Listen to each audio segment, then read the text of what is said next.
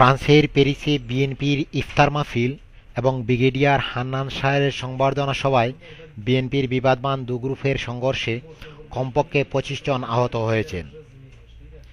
বিকেল ঠিক ৫টা ৩০ মিনিটে প্যারিসের এবিসি হলে হান্নান শাহ যখন প্রধান অতিথির আসন গ্রহণ করছিলেন, ঠিক তখনই দেরিতে অনুষ্ঠান শুরুর অজুহাত দেখিয়ে একটি গ্রুপ উত্তেজনা সৃষ্টি করার চেষ্টা করে।